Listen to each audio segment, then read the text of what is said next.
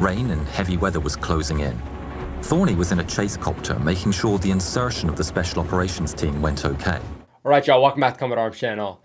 All right, so today we are revisiting a topic that we've checked out previously. Now, judging by the thumbnail of the last video that we did, it was probably like a year and a half ago or something. But yeah, today we were talking about Lauri Torni. So he's basically the soldier who fought in Three Armies. You probably would have heard about him at some point, even if you aren't from Finland, because he's pretty well known. His story is definitely out there. Now, I wanted to do another reaction to his specific story because I feel like some videos just do it more justice. And again, this is from Yarn Hub, and they have some really, really solid like 3D animations. And for me, I feel like that just allows you to picture everything a little bit better than like a 2D animation. But yeah, I'm very, very excited. Again, Yarn Hub does some really good stuff. So I'll put the original video in the description so you guys can go check out that video and that channel. But yeah, let's get into it. Lauri Torni, also known as Larry Thorny, was born in It's a 1919 very blue uniform. in what was then the Finnish city of Viipuri. Finland had gained independence from Russia less than 2 years earlier and had been in a bitter civil war between the Reds and the more conservative Whites. While the Whites had won, the divisions in Finnish society... That was in like 1917, if I remember correctly. So we're probably going to get a lot of the same information that we heard from the previous video, but I've noticed that Yarn Hub definitely gets some other stuff in there that you haven't heard previously. And again, with the animations, you can picture things better as far as the equipment and also the uniforms and also kind of just the terrain. Society remained, and Lauri grew up in this segregated environment. Lauri's father had fought for the Whites and instilled in him a fierce dislike for communism that was to define his life. Oh, yeah. At 19, he enrolled in the army and shortly after was selected for officer training. On November the 26th, 1939, at 2:45 p.m., 7 shells exploded in a small Soviet village near the Finnish border. The Soviets immediately blamed the Finns for this aggressive act. Interesting. The Finns quickly calculated that the shells had been fired from the Soviet side. The Soviets rejected any notion of this and declined a joint investigation. I didn't even know this. What's more, they demanded that the Finns immediately withdraw their forces at least 18 miles from the border. Oh my War gosh. was brewing. Okay, On did not know that. November, the Soviets started the attack. 460,000 men, 2,000 tanks, What is that? 2,000 heavy guns, and 800 planes. Did their war vehicles really look like this? Well, this is 1939. I mean, I guess the cars did look pretty old, but it's just funny comparing like a US World War II Jeep to something like this. It looks like a freaking like Model T or something. 60,000 men, 2,000 tanks, 2,000 heavy guns, and 800 planes attacked. Holy cow. Just as one of the coldest winters of the century began. Khrushchev later wrote, "We could fire one shot and the Finns would put up their hands and surrender." Or so we thought. During the first 6 weeks of the Winter War, Torni's battalion saw heavy fighting, but its losses were minimal. The Soviets were forced to travel along roads with their heavy machinery and guns through the dense Nordic forests. The Finns, through the use of roadblocks and traps, would stop these long columns, sometimes miles long, by attacking the front and back, leaving no room to advance or retreat. That's smart. Then, dressed in white with skis, they would slip back into the forest, traverse along the columns, breaking the column up into smaller groups, forcing the attackers to take defensive positions.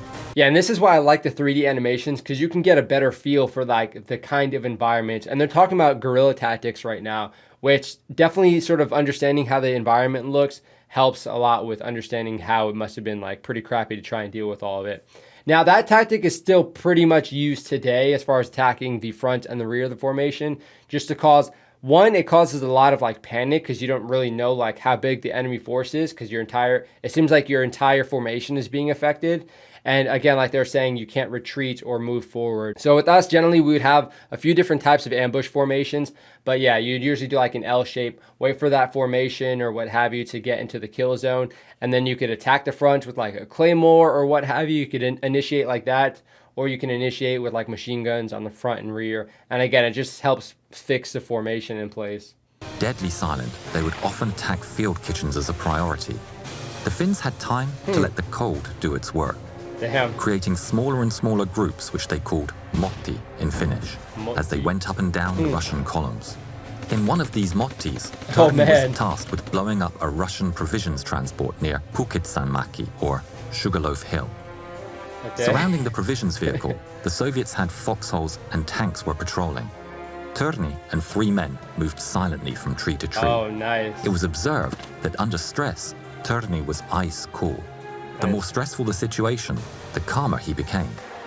They managed to get to the truck without being seen. One of the men attached a charge to the provisions truck and released the trigger. A loud click was heard. Oh, damn. And all hell broke loose as Nice. the Soviets realized they were under Damn attack. it. Throwing grenades and shooting machine guns, the Finns slipped back into the woods. Their mission accomplished. That's cool. Despite many Finnish victories, they were under-equipped and outnumbered. The sheer size of the Red Army meant the Finns would have ultimately lost. But the price of that victory would have been too high, even for Stalin. And in March 1940, a peace agreement was signed. Finland had to give up significant land to the Soviets, including Lauri's hometown of Oh, Boyrie. damn. 420,000 Oh, Karelian man, Finnish that's so refugees moved across the new Finnish border. In May 1941, with the Germans planning Operation Barbarossa, Personal now. the invasion of the Soviet Union, they entered into secret dialogue with the Finns. The Finns agreed to cooperate, although the wording of that cooperation was not as an ally, but as a co-belligerent against the Soviets. Okay. Finnish volunteers were to I be like trained that. by the Germans, and Lauri volunteered. At the command of the Germans, all of the Finnish volunteers were to join. I also never knew how this sort of like relationship went down. And I understood it wasn't necessarily like as an ally, but it was, since obviously it was personal for the Finns and they wanted to do what they can to try and get some of that back. So it kind of makes sense, but again, I didn't really know the actual connection and how it actually went down, but kind of cool to hear about. The Waffen SS. When Operation Barbarossa started on June the 22nd, Finland waited 3 days and then joined the attack. The Okay. continuation war had begun. Yep. Turney left Germany to take the fight to the Russians back home. Finland had recaptured all the land lost to the Soviets during the Winter War. Now they were pushing forward to take even more land from the Soviets. Oh, snap. Turney became a tank commander. On one operation, when his tank got stuck, he single-handedly detached the tank's machine gun, Of course he did. set up a defensive position in a ditch, and laid down fire while his crew escaped, and then resumed the attack on foot. Oh my gosh, By what? August 1941, the Finns Freaking were John within 20 Basilone kilometers over of here. Leningrad. So I would imagine he probably wouldn't do well going from like this whole like recce sort of guerrilla tactic to all of a sudden being a tank commander. Because yeah, you can see he's probably going to resort to stuff like this. Blocking the northern route. My With gosh. the Germans cutting off the last supply roads to the south, the 872-day siege of Leningrad had begun, which would decimate the Damn. city's inhabitants with hunger and disease. I didn't know Lauri it was was that given long. command of a new company. Second company became known as Turney Unit. They had a special arm patch with a T for Turney. That's badass. These men, around 100 volunteers, formed a unit for deep reconnaissance, counter-reconnaissance, and anti-partisan operations. Tough men with special skills. Oh yeah. They were so successful in their operations, the Soviets even put a bounty on Turney's head. In June 1944, a massive Soviet offensive began against the Finnish positions. Finland was fighting a battle. Do the vehicles really look like this? Again, it just looks like super weird seeing this old, like, it looks like a freaking like 1920s sort of vehicle just launching rockets or what have you. Again, animations might not necessarily be totally accurate, but if you guys know a little bit more about the actual vehicles and the artillery systems, please put it down below. It couldn't win, and by September was forced into a ceasefire agreement that meant giving up land, demobilizing the military, and paying reparations. A Soviet commission was set up in Helsinki that brought criminal trials against hundreds of Finnish officers for war crimes. The Finnish Communist Party was encouraged to enter the political arena. Perkele. The revolution coming to Finland. They like that word, I guess. As a civilian They're now, using it pretty Turney liberally was in this video. unemployable as an ex-member of the SS. Joining the underground resistance, he helped a number of Finns escape to Sweden. But eventually, on the 17th of January 1945, he and a small party left Finland for Germany My on a gosh. secret U-boat.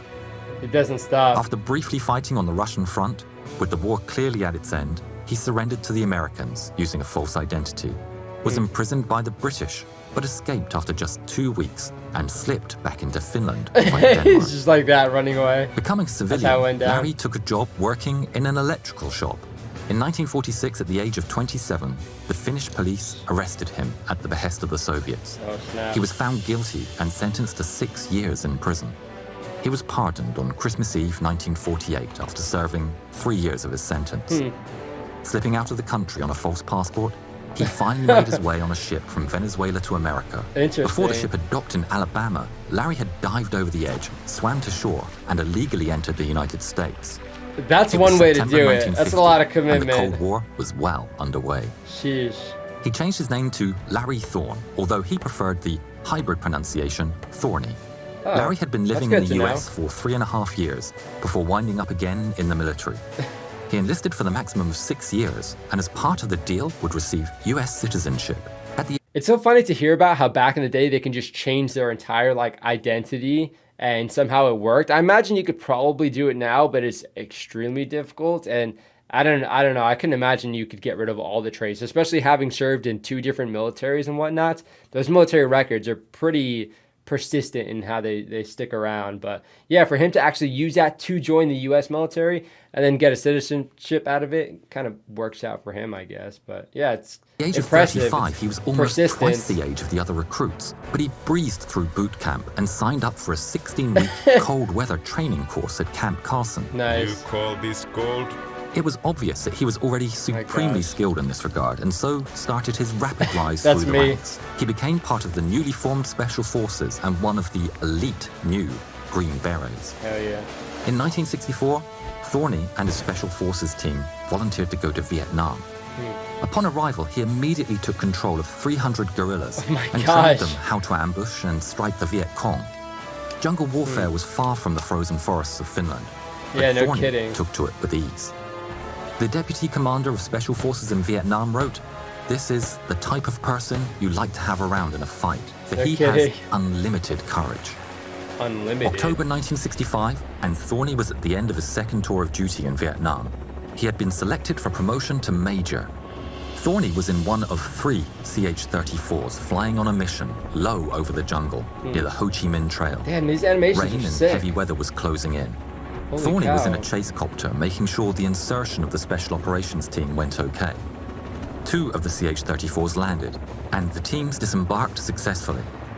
Thorny's copter suddenly found itself enveloped by cloud. Oh man. The other 2 choppers were on their way home when contact was lost with Thorny's aircraft.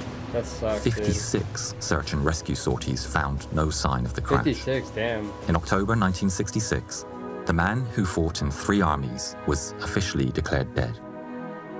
In 1999, his remains were located, and finally, in 2003, Major Larry Thorny was buried an American hero in Arlington Cemetery. Damn. Most viewers aren't yet subscribers, so if you like this film, please support us by hitting subscribe. Yo, Thank you. for real, I gotta say, can we just give props to this freaking animation right here? Went okay. So sick. Okay, very, very awesome video. Really glad I checked out this one. I gotta say, it looks like they really went all out for that particular sort of part of the video, which I guess makes sense. Again, it is pretty pivotal to his story. But yeah, I do like how they did that. It looked really, really solid. So again, a very, very interesting person. Literally just one of those badasses you sort of hear throughout history, and it just seems like completely fake. But obviously you would imagine a lot of this is going to be documented. When you get your own unit named after you, that's pretty impressive. And that kind of just shows how much of a badass that you are individually. But for his unit to go and do all these successful missions, for him to actually have that persistence to join 2 different militaries after serving in the Finnish military, just goes to show that's kind of in his personality to just be in the military and be doing that kind of stuff. Again, if you haven't checked out the last video, I'd recommend checking it out. It has some information that might not be in here because this one specifically talked about a lot of individual battles, which I thought was actually really cool. But yeah, I would definitely recommend checking that one out as well. It was interesting. Definitely a long time ago, so the quality of everything it just got to be a little bit off.